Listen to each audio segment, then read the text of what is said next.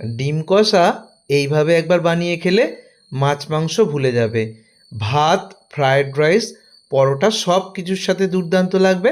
আর এইভাবে বাড়িতে থাকা উপকরণ দিয়ে ডিম কষা বানালে আর অন্য কোনোভাবেই এই ডিমের রেসিপি বানাতে ইচ্ছা করবে না।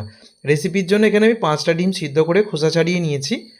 এবার ডিমের মধ্যে আমি দিয়ে দিচ্ছি হলুদ গুঁড়ো, লঙ্কার গুঁড়ো, কাশ্মীরি লঙ্কার গুঁড়ো দিয়েছি, গোলমরিচ গুঁড়ো আর লবণ। এবার খুব ভালো করে ডিমের সাথে মাখিয়ে নেব। ডিমগুলোকে অবশ্যই আমি ছুরি দিয়ে একটু কাট দিয়ে দিয়েছি যাতে করে ভিতর পর্যন্ত মশলাটা ঢোকে। সমস্ত মশলা ডিমের সাথে মাখিয়ে নিয়েছি। এবার কড়াইতে তেল গরম করে নিয়ে ডিমগুলোকে হালকা ভেজে তুলে নেব। ডিম কিন্তু খুব বেশিক্ষণ ভাজবে না, সময় ধরে ডিমটাকে হালকা ফ্রাই করে আমি তুলে নিচ্ছি। ডিম ভাজা হয়ে গেলে এবার ওই তেলের মধ্যেই 2টো তেজপাতা, 2টো শুকনো লঙ্কা, 4টে করে এলাচ, লবঙ্গ আর একটা দারচিনির টুকরো, একটু গোটা জিরে ফোড়ন দিয়ে ফোড়নটাকে একটু ভেজে নিয়ে দিয়ে দিচ্ছি পেঁয়াজ কুচি। এখানে 2টো বড় সাইজের পেঁয়াজ কুচি আমি দিয়ে দিয়েছি। পেঁয়াজটাকে খুব ভালো করে ভাজতে হবে। পেঁয়াজটা ভালো করে ভাজা হয়ে গেলে এবার আদা বাটা, রসুন বাটা দিয়ে দিলাম। আদা রসুনের কাঁচা গন্ধ চলে যাওয়া পর্যন্ত আবারও খুব ভালো করে ভেজে নেব। তারপরে একটা টমেটো এখানে দিয়ে দিয়েছি। তো টমেটোর টুকরোটা দেওয়ার পর টমেটোটাকেও ভালো করে ভেজে একটু টমেটোটা নরম হয়ে এলে হলুদ গুঁড়ো, কাশ্মীরি লাল লঙ্কার গুঁড়ো, জিরে গুঁড়ো, ধনে গুঁড়ো আর এখানে দিয়ে দিচ্ছি সামান্য একটু ঝাল লঙ্কার গুঁড়ো, স্বাদমতো লবণ আর অল্প জল।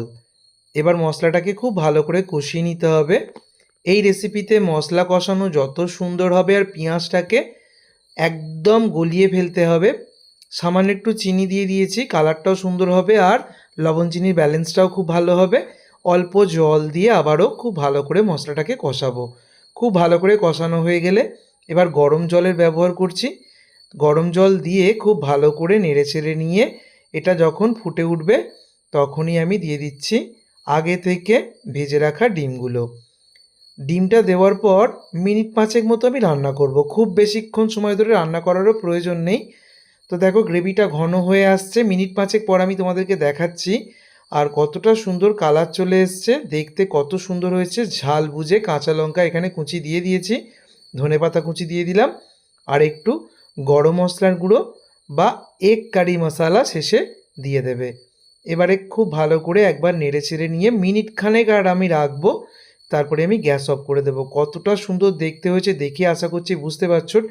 ঠিক যেভাবে দেখিয়েছি এইভাবে ঘরে থাকা উপকরণ দিয়ে ডিমের কষা বানালে তোমরা চিকেন কষা বা মাছের রেসিপি ভুলে যাবে। ভাত দিয়ে কিন্তু দুর্দান্ত লাগবে। অবশ্যই এইভাবে তৈরি করো। ভিডিওটাকে অনেক অনেক শেয়ার করো। ধন্যবাদ।